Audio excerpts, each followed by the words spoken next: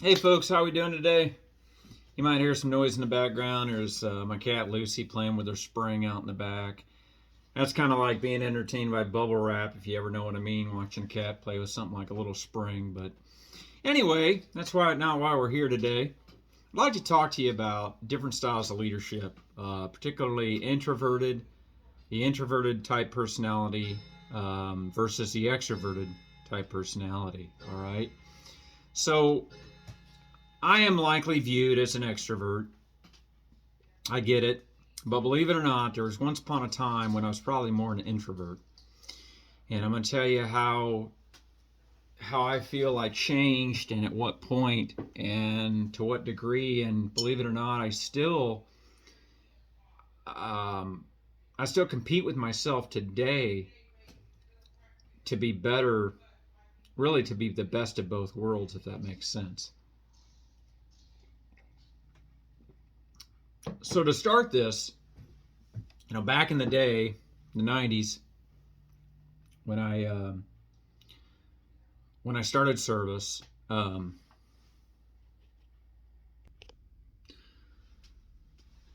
so back in the day, in a line infantry unit, we had some loud leaders and we had some quiet leaders, right? One of my first leaders, Sergeant Kimmel, was probably more an introvert, to be honest. He led by example by taking charge of us in his squad, but he's kind of a quiet guy, kind of to himself, I would consider him more an introvert. I never really remember him, voluntarily, speaking out in front of a large audience or anything. And then you had these guys that would be loud and proud, man. So long story short, we went to an annual training. And there's this squad, all hula hula, 3 bags full, wearing their burlap. All this camouflage. They had this cool camouflage. And the squad leader, first soldier in the Army I saw with Gore-Tex. And, he was always out there, loud and proud and, looking cool and everything. And well, then there was a squad competition.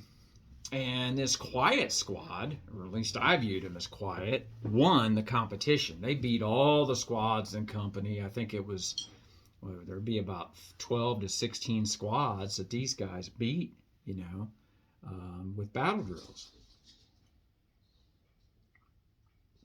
Squad leader's name was Staff Sergeant Gibson. I'm sorry, Staff Sergeant Roberts. Quiet guy, man. He certainly wasn't loud and proud and out there, and they weren't camoing up at every instance they could and all that stuff. And they kind of went off and did their own thing. I'm just a specialist at the time. I'm just watching. I got nothing else to do. I'm bored half the time. And so I asked somebody. I asked somebody from his squad rather than. I don't think I asked the squad leader himself. Man, how are you guys so good? You're always so stealth and quiet, and nobody really notices you're around, and then you go off and win this competition. He said, "Oh man, Staff Sergeant Roberts is the best." I'm like, "Why? Why is he so good?" Well, he just takes care of us, man. He looks after us, trains us, and teaches us to be the best. Wow, interesting. Because I was kind of viewing these quiet guys as, I don't know. My perception instantly is lazy, to be honest. I just call it what it is, and hopefully nobody hates me for that. So fast forward a bit, and I'm taking all this stuff in, man. I'm trying to adopt whatever leadership philosophy and concept I'm going to have along the way. So then I go on a cruise for vacation one year, right? And you got the guy at the pool, man, overweight, wearing a skimpy Speedo, okay? And I'm not purposely looking, but you can't miss it, okay? And then in the evening for entertainment, you've got people out there cutting a rug, then you know that that's not their norm. All right, all this extroversion going on around me by these perceivable introverts, right? So I started realizing, man, I think that's called living life to its fullest. And what one of those people told me one day was, we're never gonna see each other again, or it's likely we won't see each other again. So we're just out here having the time of our life. I thought, that's interesting. I got into some karaoke and stuff as I was maturing as an adult and everything. That's why I say I think I was initially kind of an introvert. Still might be a bit. And so I started really breaking that shyness of talking in front of an audience and everything. And I mean, in the infantry, you were always at times forced to just talk in front of people. And then I started maturing and growing in the ranks of the uniform and become a sergeant first class of a drill sergeant. And I would just find the platoon of privates, needing talks, needing some tough talks, troop talks, whatever. So I'd talk to them. Plus, you start being forced to talk by way of counseling, those types of things in the military. Those force you to talk as well. I never attended no classes. I think I did one speech type class or something in college, but I can't even remember for sure, to be honest. And I was probably kind of matured and better at speaking by then because I was a late bloomer on the college anyway. So I don't know that I really gained a whole lot out of the class. And then, so, when I speak, sometimes I get a little crazy and passionate and, sometimes pissed off about the topics I'm speaking about. So then I start wondering about my audience, my emotional intelligence, as I learned later on, probably too late in life, learned about emotional intelligence, Am I the right one to say it? Does it need to be said? And is this the right time to say it? Well, I conclude with this. Whether I'm the right voice or not, it's time to say it and it needs to be said. I'm confident in that. So, meanwhile, while getting better or feeling the need to speak to my troops, I occasionally run across the introvert, the introverted NCO, introverted officer. Which introverted officers to me are fine, because I'm typically the outgoing NCO, and it can clash when you've got both. It can clash when your counterpart is as outgoing as you are.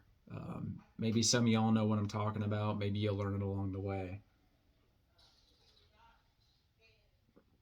So, I ran into some introverts recently, as a matter of fact. One or two of them, I think, are E9s. Like, interesting, and they would tell me that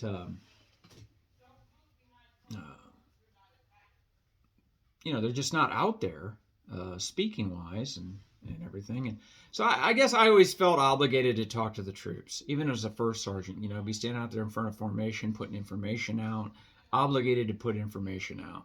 So I think that's what made me more extroverted. I do not think introverts are lazy. I think I've learned the hard lesson along the way that is not the case. Okay.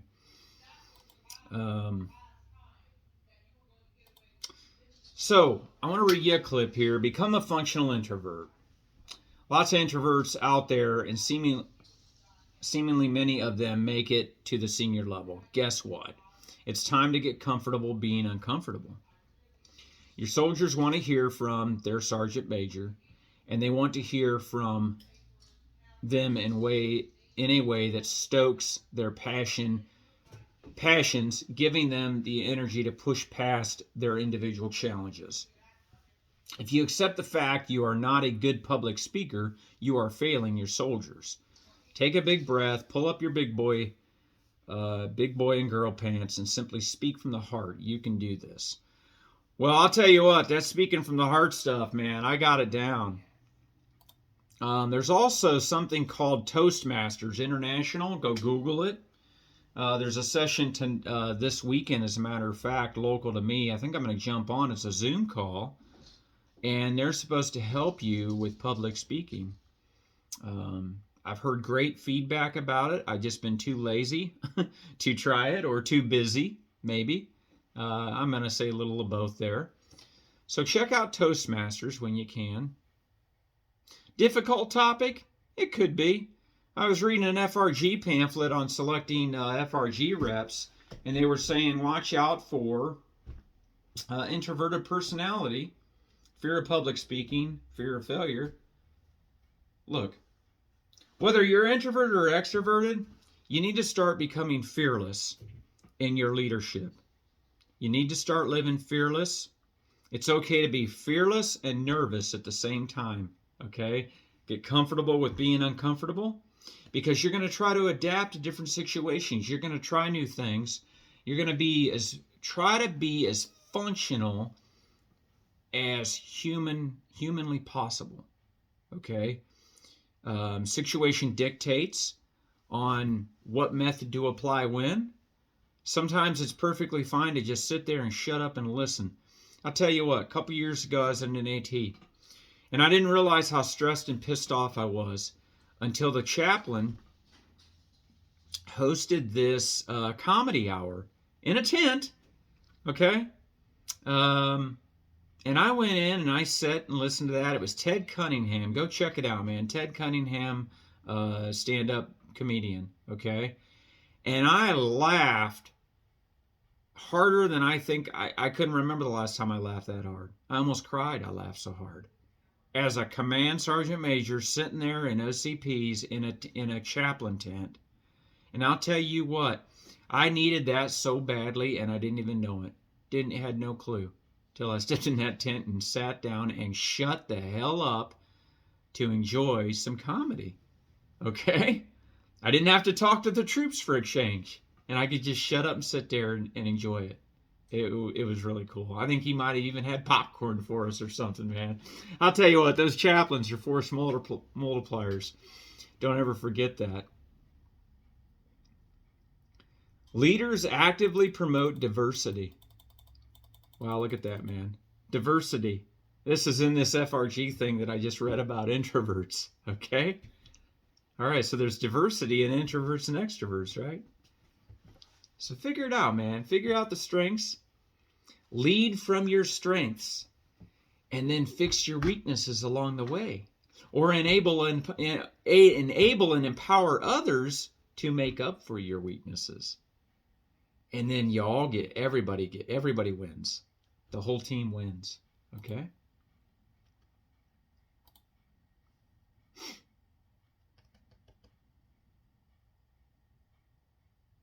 All right, this one says, I would take someone I consider to be introverted and have them meet with the family readiness group, which I know was likely be compromised of a lot of diverse folks and require effective communications and relationship building. Okay?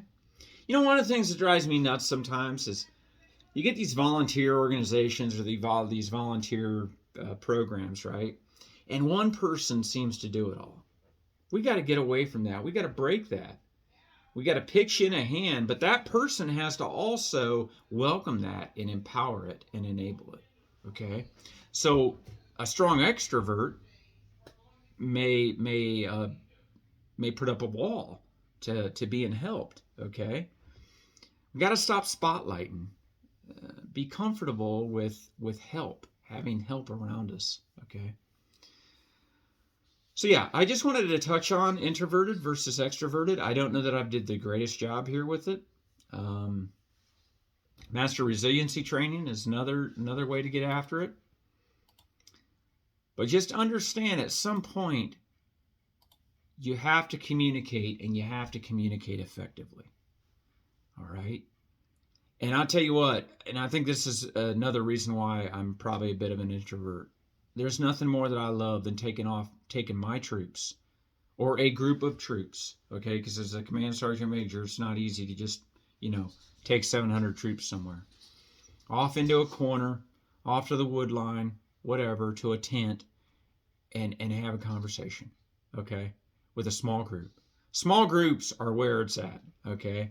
Hence, this is my squad. Yeah, squad leader initiative. I'll get into that in another video now that I remember it, okay? But what's my point? My point is that's a way that you can be a very effective leader as an introvert or an extrovert, okay? Don't forget to check out Toastmasters. All right, international. I think it'll be a good thing for you. Okay, I think I'm gonna give it a try this weekend. I'm gonna try and give it a try this weekend if I can work around the Super Bowl and give that a shot. I may, if I can figure it out, I'll put it in the comments. I'll copy the link and put it in the comments. So tell me what you think, folks. Like and subscribe if you would. Trying to keep the YouTube going. We'll see what happens. I got a full Army story to tell. It spans over 30 years. I certainly don't know everything. I don't have the most points. I think I retired with 3,700 points. Happily, pleasantly. Somebody said, are you happily retired? No, but I'm at peace. I'm at peace, okay? I don't know that, happy is the right word for it. I think there's always a desire to serve troops and serve in a certain role in the Army. But it was just time. It was just time. And I'm going to do another video on that as well, I think. So, appreciate you, and have a good day. Hooah.